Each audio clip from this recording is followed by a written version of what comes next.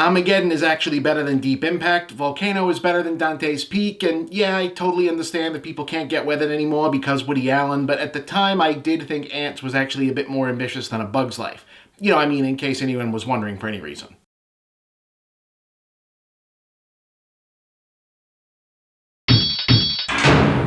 So I guess Andy Serkis is really just going to keep on swinging away on the me or someone else should get an Oscar for doing CGI animal mocap at some point until it works out, and since it didn't happen on those Planet of the Apes prequels, he set his sights on directing, starring, and producing a big-budget motion capture animal, dark and gritty reimagining of The Jungle Book for Warner Brothers. And then while they were getting this together, Disney went and did a more traditional version and made $1 billion worldwide doing it with a lot more post-production polish, so Warner Brothers delayed the film several years, ostensibly to work on the special effects, changed the title a few times, delayed it again, and sold it off to be direct release on Netflix. Ouch. Yeah, I mean, that's a tough break for something that people clearly worked pretty hard on, and you want to go, that's too bad. But I'd advise you to wait until you actually watch the movie, because then you don't have to go, that's too bad twice. Even taken as a separate thing from the circumstance of being a hypothetically more ambitious, riskier version of something that probably got smothered in the crib because Disney decided to do a safer, more mainstream version of the same thing. This is the kind of movie that you find yourself wanting to root for, an actor-filmmaker really committed to showing what a specific type of still unproven filmmaking technology can really do. You know, applying their own weird, off-kilter sense of narrative and tone to a famous story, cashing in what had to be a bunch of favors to pack the cast with a bunch of their interesting actor friends and supporting roles, actually trying to simultaneously restore the bloodier, edgier gravity of Kipling's original stories while simultaneously confronting the ugly colonial aspects in a franker way than other versions have. I mean, this isn't just a cash grab, this is someone trying to do something special. So it really kind of sucks that it really kind of sucks.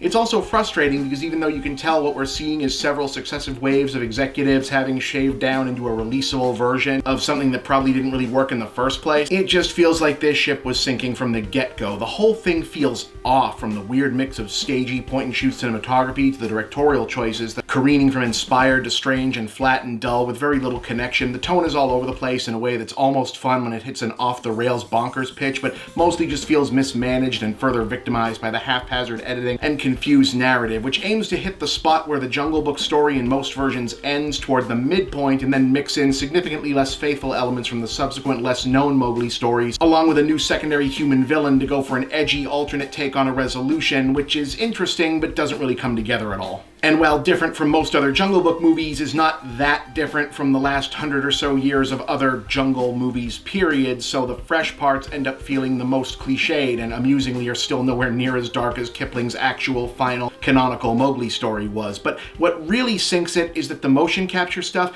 just doesn't work this time. Maybe they did really need to do a lot more work on the animation, maybe it's a budget thing, but what it mostly looks like is that the facial capture technique of letting the performer's familiar face be recognizable through the expressions of the CGI creatures, a technique that served Serkis and others so well in Gollum and Caesar in the Apes movie, and is arguably the main reason mainstream audiences are even aware that this technology exists, turns out to be disastrous in application here. Maybe they implemented it wrong, maybe it just wasn't meant to be used on this kind of extreme for animating animals that are less facially similar looking to humans than apes are, or Gollum is for that matter. The effect goes to one extreme or the other. Half the animal characters stand around looking like rigid furniture, but not well rendered enough to be statues, while the others are in constant states of uncanny valley effect where their bodies look like photorealistic animals, but their faces unavoidably look like Christian Bale or Benedict Cumberbatch or Cate Blanchett or whoever in elaborate but no way humanity obliterating prosthetic animal makeup. It looks creepy and off, which shouldn't necessarily be a problem, except that everything else looks so damn dull. There seems to have been an overall attempt to go in a more high fantasy direction here with